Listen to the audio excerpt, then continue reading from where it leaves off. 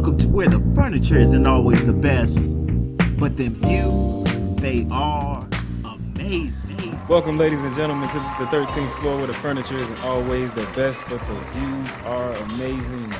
I'm the moderator back on the podcast this week, D. Jones, and I got Art in the background. What's going on, sir? What's up, man? Life is well, man. I can't complain. I'm happy. Got some big projects, and I'm looking forward to the move to Atlanta. So that is the work in the background for the next couple months, just planning and coordinating that whole move. So yeah, it's good. ATL, here he comes. Yes, sir. Easy. Sir Fresh, what's going on, man? I see you feeling good in Miami. Hey, we out here tank South Florida. topped up. Another beautiful day in Zamunda. Fresh Ovation has officially been invigorated into the world. So we out here, man. We living. Meanwhile, me and Coach K, I'm getting 5 inches tomorrow. How much you getting? 3 to 6. 3 to 6. Yeah, it's probably gonna go up though. Would be my guess. We'll see what K gonna do. Shout out to you, man, on the break room episode 136. Yeah, man. It was interesting just being there by myself, having nobody else to look at. All in your own corner, all in your own space. How you always? It was fire, though. It was fire. I mean, even though you were alone, it's good. I will say it was a really good episode. One of the highest listened as far as, by the week goes. One of the highest listened episodes. If you haven't had the opportunity, go ahead and check that out from last week. Episode 136, the break room. Coach K giving you lessons and little tips and nuggets to get you through your week. 3 tips in particular, but I won't spoil it. I'll let you go back and check that out for yourselves. That's what's up, man. I mean, at the same time, I did miss you guys because anytime I got stuck or didn't know where I was going, there was nobody to jump in. So interesting. You're never the one that gets stuck. That's always my job. So just only in the break room. Only in the break room. Right. Easy. We're officially kicking off Black History Month this week, man. So to do it, to set it off right, we first and foremost got to celebrate today's February 4th, Rosa Parks' birthday. So I want to start off with that. But also, I was just doing some digging for, Black History on this day and found J.C. Watts back in 1997. He's a former congressman, Republican congressman, first African-American to give the response to the State of the Union. And it's crazy because we got a State of the Union going on right now. Catching that before we jumped on. But J.C. Watts, really amazing man. I actually watched his whole State of the Union or response to the State of the Union at that time, and it was a very unifying response. It's crazy, 1997, and everything is still applicable, especially in the divisive age that we are living in now. But it was really good message, and I did a little bit more digging on JC, and he actually happens to be founding the Black News Channel, which is going to be the 24/7 news network that's going to be devoted to news and events and things just for us. And actually supposed to launch February 10th. So 6 days from now. Absolutely. So it's crazy, but it's supposed to be launching on major networks like Comcast and Dish. They have a phenomenal lineup. They got a Michelle Obama program on there, a Beyonce program. So it's definitely something I'm interested in. If you got Comcast or Dish, make sure you get that on your subscription. I'm gonna be looking for the streaming version. I'll pay for it like Netflix because I don't watch too much TV. But that's it today in Black History. Shouting out J.C. Watts and all of his accomplishments and things to come. And Rosa Parks. Easy. That's real cool. That's cool. Yeah, man. And then on to, I know we had the Super Bowl last week. Excuse me. Last Sunday. And it's funny, Kay, that you bring up this topic because I was, running through things in my mind. And then, you got Patrick Mahomes, who's Super Bowl MVP champion and all that stuff. And it kind of hit me as a somewhat example of someone coming into that, environment that was just made exactly, for them. And I was just having a conversation and I heard it on air. Somebody had mentioned how lucky he is to have come in to a system that was just the perfect fit. You know, you got the perfect coach, all of these weapons, you know, right around him. And, you know, it's funny that they attributed that to luck and not everything else that Patrick Mahomes has probably done all the way up to that time frame. I mean, we talking about somebody that's probably prepped for this moment his entire life, you know, the relentless pursuit of his passion and such. So we wanted to give you all some of that tonight, what we look to create that environment, you know, around ourselves. I think personally, one of the biggest things that you kind of have is that innate desire, you know, to be greater or better. I think you have to know within yourself that you want to push forward, and in doing that, you kind of get over yourself in a sense. You get over yourself and the worry of failure or trying to become, you know, this greater or bigger version of yourself, and you start asking for help, and looking for mentors. A perfect example of that today, we were on a call with a potential investor, but also potential mentor, just someone with much more experience and knowledge than what we currently have. And the only reason we were really in that position is because we opened our mouths. We looked for that. We actively pursued that. So for me, I think one of the biggest things that you can do is, you know, going out there and seeking that help, seeking those people who are more knowledgeable, more experienced than you, to kind of put them in your space to help propel you. I want to take it back just one step and make sure that people understand what we're talking about. So we're talking about the importance of your environment, right? Physical, mental, some would even say spiritual. How important is that to your growth? And I think one of the things that happened was I was thinking about how much people put stock into making sure their children get into the right school systems. As you hear Faison laugh, and people will go to extreme lengths to make sure that their kids get into a school system that's going to enrich the foundation of their child. But then somehow as adults, we seem to forget that. And we don't always put ourselves in an environment that's going to continue to enrich our livelihood, enrich our capabilities. And that's kind of how I got onto the whole thing of environment. Obviously, there are people out there to talk about it. You know, you hear things like you're the average of the 5 people that you hang around the most, or show me your friends and we'll see who you are, blah, blah, blah. You know, some of that I bought into in the past, not necessarily 100%, but I do think there's something to it.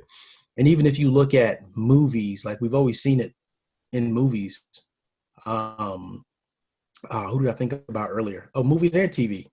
Actually, if you think about Billy Ray Valentine, right, and Trading Places, movie about taking a guy out of his environment and putting him to a more healthy environment all the way around, right? Financially,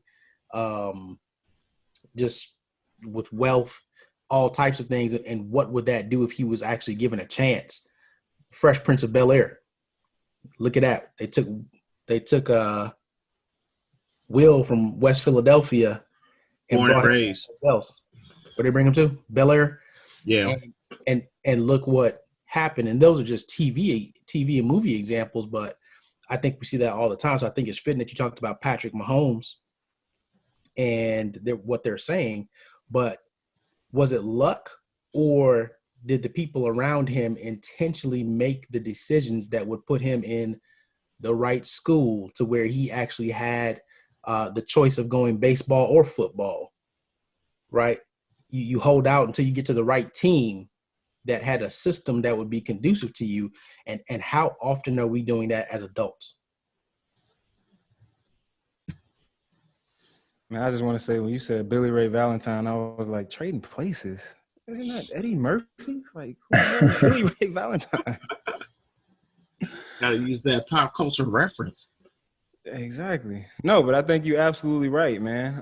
And it's funny because, conversely, the people putting him into position to win. You honestly, I didn't even think of it, from that angle. So I think that's an interesting point of view to take from it. Um, I mean, just like you said, Kay, with the fact of the kids, I know I've shifted my mindset that, okay, now everything is going to be from me moving forward to them starting their path all to next level, looking for housing and trying to find the best schooling in the area. And I just thought about it. That's why I laughed. So I thought, yeah, I literally am shifting my entire thought process and not future, but my goals is to, okay, what can I make sure to do that they are set for success in their next step going forward? How can they be better than me? How can they be the next generation for our family? And you never think about that until you just put it into play. And it just hit me really hard because I'm looking deeply in Georgia for just the best schools, not about am I going to enjoy where I'm living or I'm going to enjoy the environment. It's like, what is the best school for these guys when they are in middle and high school, not in preschool? Like, I'm looking deeper into that mindset and trying to get in there. And yeah, interesting. Yeah, and I bet you it never hit you to think, okay, this neighborhood is going to get me this for the kids, but what is it going to get me? Am I going to have the support that I need? Am I going to have a tribe of people locally? What are the Right. chances? And I'll tell you guys from experience that with all the moves I've made, the toughest thing has been not having a group of people wherever I live, right? So going to Maryland or going to Virginia, when I first went to Virginia, I didn't know anybody, not a soul. So there was really nobody. And everybody knows those are my abyss days. I just went into the abyss. Nobody knew where I was, how I was doing, what was going on.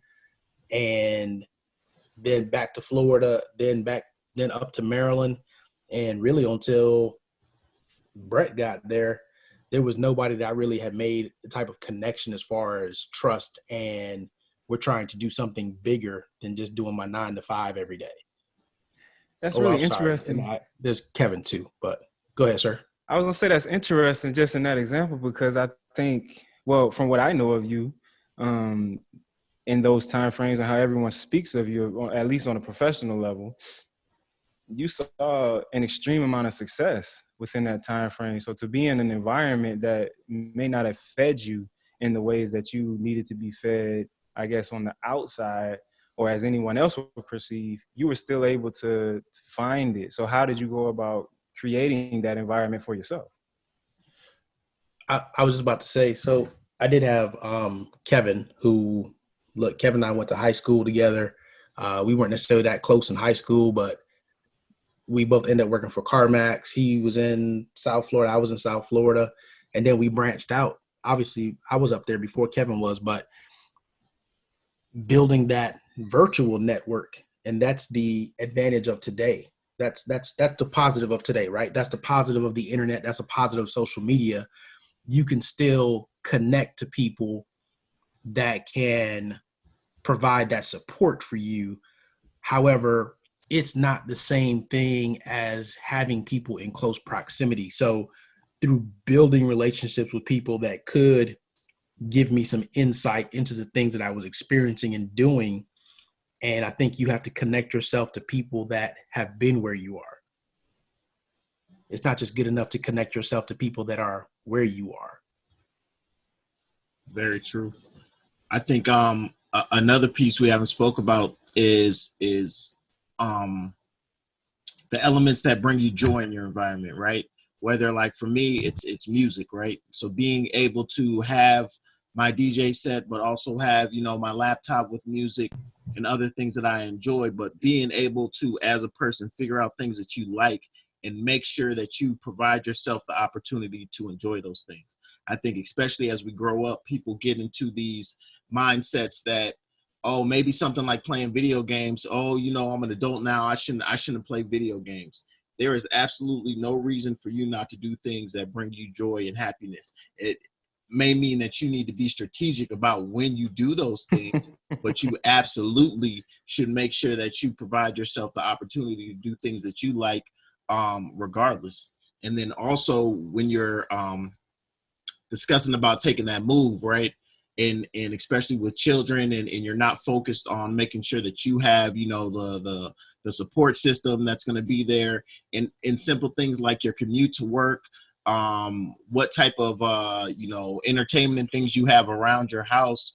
All of those play a big factor into that energy that you can possibly bring back into the house, you or your spouse, right? Because everybody has been in that situation where outside influences that really should not be as heavily weighted on your relationship have created a virus and infuse, you know, ultimately hatred in situations, just from, you know, things like a rough commute, you know, not having anything, you know, no movie theaters close to my house, and you know I love movies, whatever it may be. But it's about finding those pieces and really making sure you are able to infuse in your life and create the joy that you want while you're riding that wave. You know, you mentioned something, and that's the things that bring you joy. And I think that was key, because just the other day I was thinking, I was like, man, you know what? I used to have music around me all the time, right? So before Fresh was a DJ, I was a DJ, right? And maybe not to his level. I'm not as good as he is. I got some things I can contribute, but the bottom line is that I definitely appreciate it. The bottom line is that I think about life now, and that's something that's missing, like the music. Like, why did the music stop? Powerful statement. And there are things that in your life, in your environment, are kind of like your anchor items, or they are the pillars that are holding up your space. And when you start sacrificing those things for reasons which could be, you know, yes, you're older now, so you can't play your video games, or you have kids and you don't always find that time to listen to your music. There's so many different things, right? So some of us collect sneakers, some of us collect figurines, and those things bring you some type of joy and set the tone of your environment. And when they disappear, how does that affect you? Like, nobody knows what's the traumatic effect of that. What's the PTSD in that? People Nobody know, knows. they just don't Nobody's discuss it. tracking it.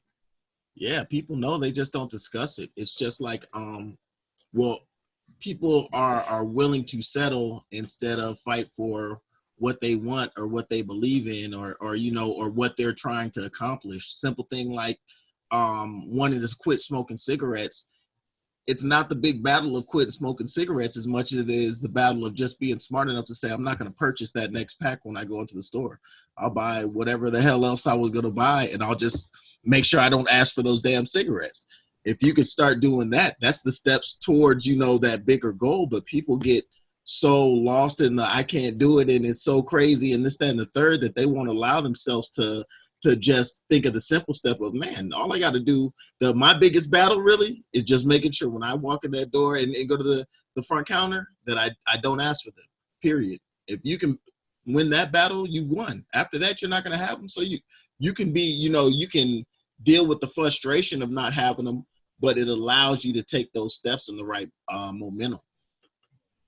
So you got to formalize those habits, right? You got to formalize and like be really intentional. You mentioned energy.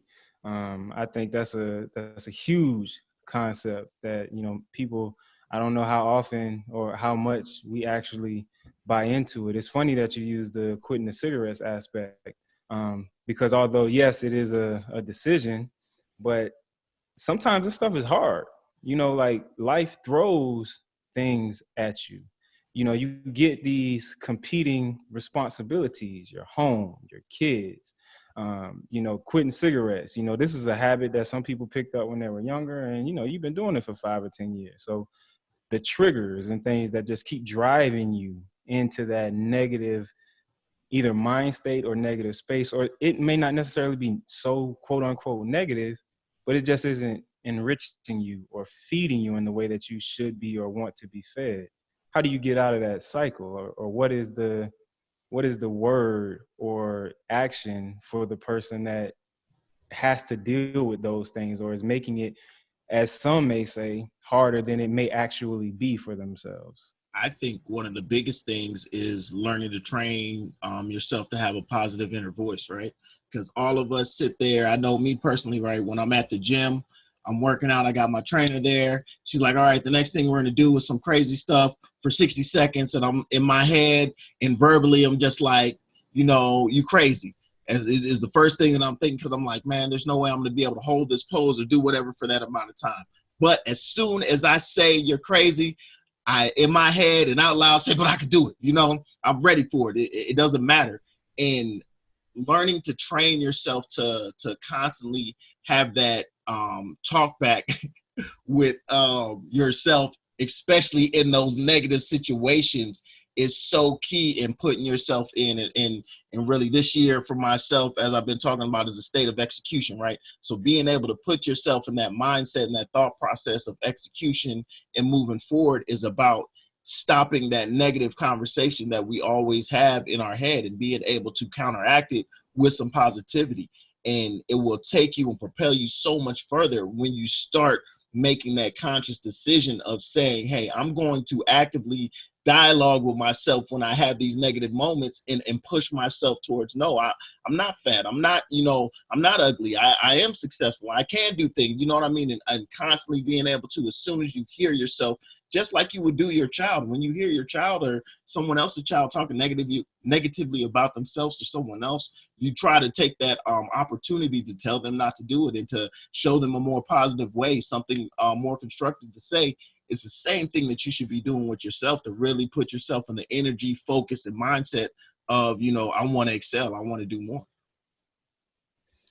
Yeah, I've developed the mind state that your light is your life. You know what I'm saying? Your energy is everything. And the more you nurture it and the more you protect it, the it is going to serve you.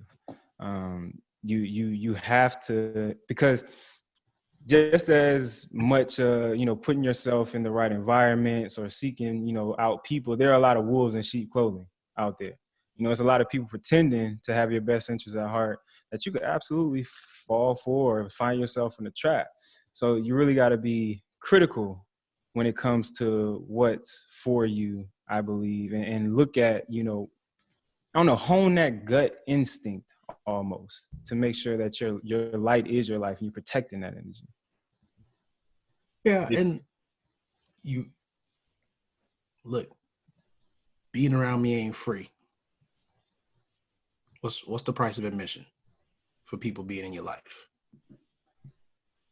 And when I say that, it's not from a selfish place. It's not from a, look, I need you to pay to be my friend, but there has to be a healthy exchange of the energy. Mm-hmm. Right? If that energy is not there and I don't feel like you support me and then I can in turn support you, then there's an imbalance and you walk around your life and you're just imbalanced. And then you just start to stack things on top of one another. So going back to your home environment, I don't do well in clutter. I just don't. So if there's clutter where I'm at, then my productivity goes down. Mm-hmm. So you take that and then you go out there and you get yourself around some people that may have some habits that aren't necessarily the best, or look, the 3 people you hang around the most, they're overweight. Guess what? Chances are you're probably going to be overweight, right? Because they always want to eat. You want to eat too, because those are the 3 people that you hang around with the most. So there's just so many different things. And when we're talking about environment, it's not just people. It's not just things. It's the music you listen to. It's the things you put in your head. It's the news that you watch. So if you look at current state of, let's just say our country, you turn on the TV and there's just so much trash That's just part of your environment. And what do you do with all of that? What effect does that have on you? I remember Denzel said like 2 years ago, what is the price of too much information? Mm-hmm. Well, definitely what's the price of too much bad information? And when I say bad, I don't mean like they're talking about bad stuff. I just mean like it's just not healthy. It's nothing that contributes to the positivity of your mind, of what you are capable of doing. So I think that environment piece is something that it's not spoken about enough. It's not taught enough, but it's one that we need to definitely start to focus on. Another thing I wanted to add was within your environment, you need to learn to communicate your what you like and what you don't like, just in general. I think that in general, people do not have the ability to communicate and talk about what's going on, things that they have going on, what they like about something, what they don't like about something, and especially being able to do it in a way that doesn't create an argument. It might create a disagreement or a debate, but not creating an argument, right? Being able to have a difference of opinion, state how you feel and enjoy or don't enjoy something, but being able to have that, debate and keep it healthy and truly communicate in a way that both parties can understand the feelings in the side that they're coming from. That's something I really learned from Carol. And the root of that is all in the relationship. Because life should be about building relationships. That's probably one of the biggest lessons that I learned in the time that I worked with Carol at CarMax and things. The importance of those relationships. Your working relationship, your home relationship, they mirror each other in so many different ways, right? But God damn it, I lost it and I had it and it was gonna be good. It's all right. We're here. Listen, this is something that I'll throw in there and help you out while you gather that thought back. So the fear of confrontation leads to a life of compromise. And that compromise usually means you are not happy externally, which leads to health problems, at least a whole nother slew of things. And it's purely because you don't want to have conflict in your life. And conflict isn't always a bad thing. You can just say how you feel and go forth from there and work on that result, like Ian said. But you have to have that skill set or that ability in your head to say, I'm not going to just settle or compromise on this because I feel strongly on this process, debate it, and then win. And if it's a win or a loss, doesn't matter. You've got it out there. And when you get your thoughts out there, you feel better internally that you spoke your piece. One of the strongest and hardest things to do as an adult is be okay with being told no. And when you can find the strength to understand that a no is not a knife to the heart, regardless of the situation, the power that you are able to embrace and the things you are able to execute, when you get that monkey off your back of the fear of no. People fear no in all situations. When you can harness your power to understand that it is just a two-letter word and it means nothing, ultimately in the great scheme of things, and you can stop allowing that fear to paralyze you and not allow you, just like Art was saying, to have the confidence or to be so fearful, it'll make a huge difference in your life. And it doesn't stop. I'm sorry, Kay. It came back to me. But it don't stop with the no. It's the fear of feedback. That's kind of where I was going with it, man. Like people are, you find yourself being sensitive. And I swear that's another lesson that I learned from working with Carol. You find yourself being sensitive to the feedback that you get from the ones who actually care the most about you and want to see you be successful. And so you disregard or you react in a manner that's completely detrimental to the goal of that conversation of trying to get to be better. So I think when you build a relationship and you have that relationship, you have those confidants that kind of monitor your blind spots, see areas and give you that, feedback or response. And it's like, hey, this happened. I think you might want to tweak this, and you can take that, internalize it, and be better for it. Some of the hardest times are receiving feedback and again being able to put yourself in that mental mind state of positivity in receiving that feedback. it cuts me like a knife every time somebody tells me anything about anything I've created, no matter what. It just does. But to be able to sit in the back of my mind and understand, man, they're just trying to make it better. Quit taking it so personal. It's not a slap trying to tell you that, you know, you can't do whatever you've done, all of those things. But it has helped move me forward in a lot quicker by taking those moments and being able to take the step back and not allow things to be received so personally, and have the bigger understanding of it's about the creating, you know, something better ultimately at the end of the day. Yep. I think you guys hit it on the head. And there's so many different aspects of fear. So we talked about fear of feedback. There's also the fear of just judgment. Mm-hmm. Very true.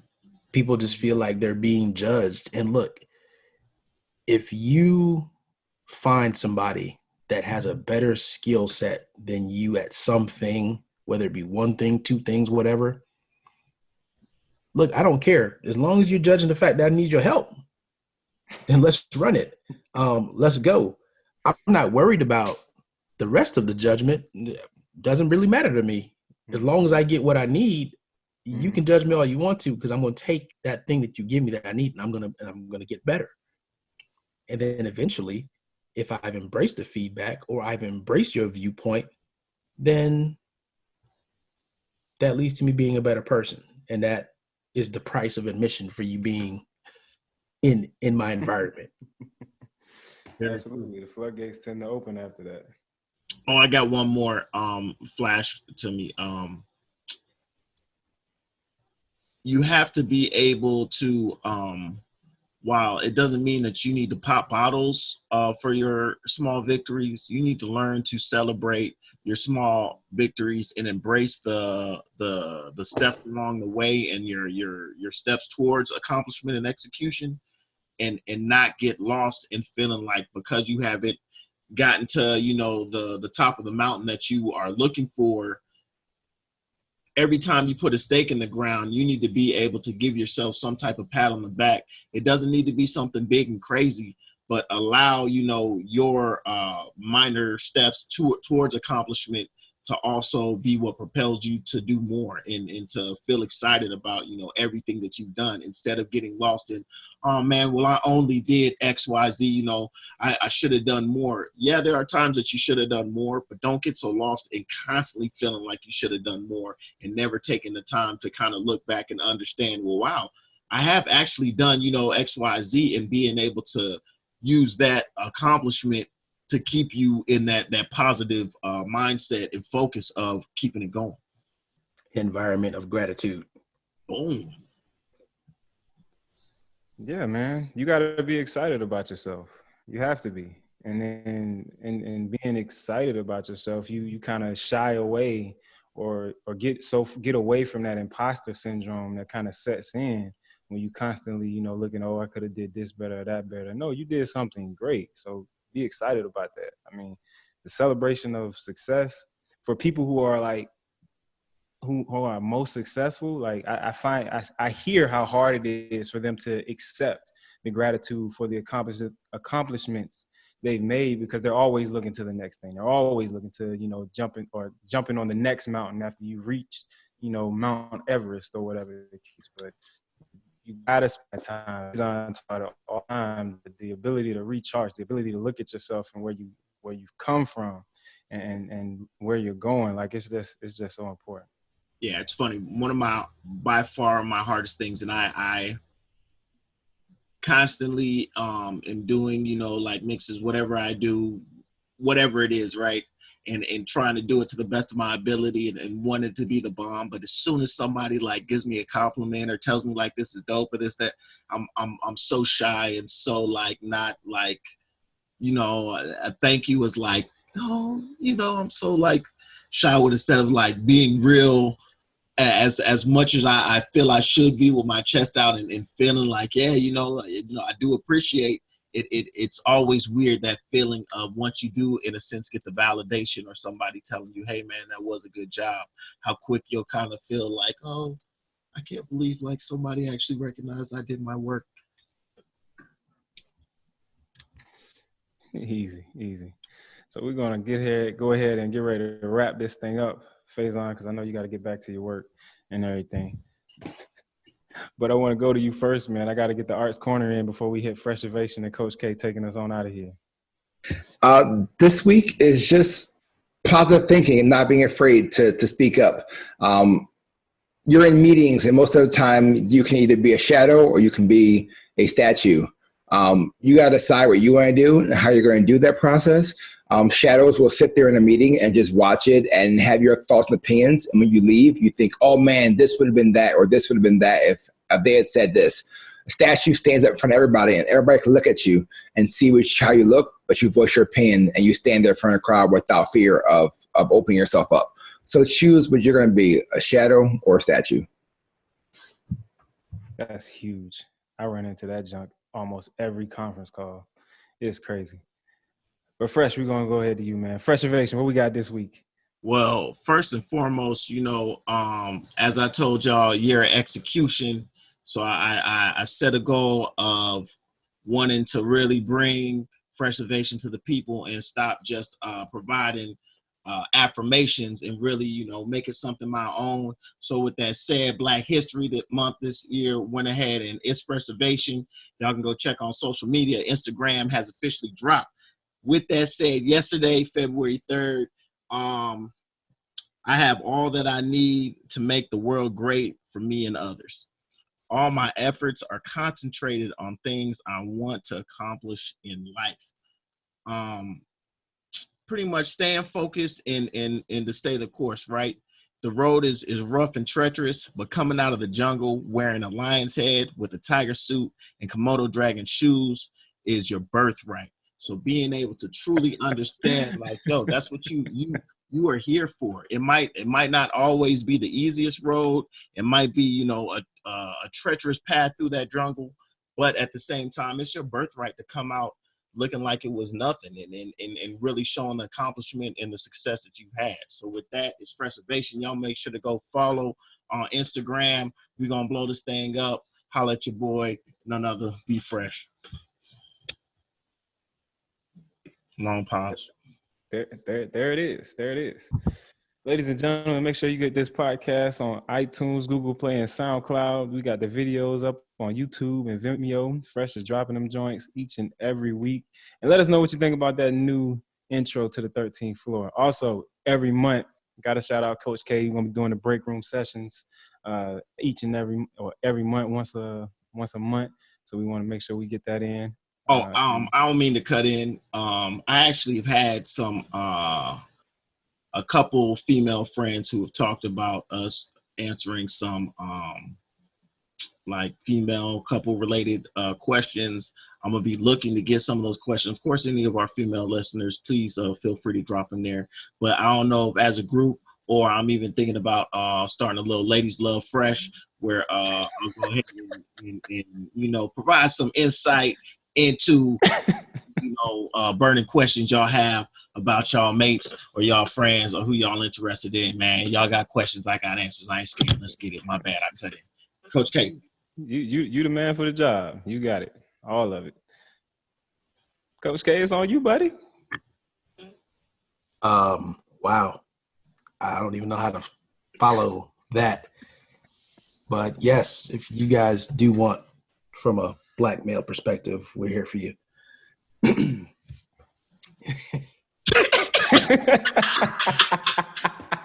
This man has thrown me all the way off with that. Do you have a question on you, Fresh? Since you getting requests.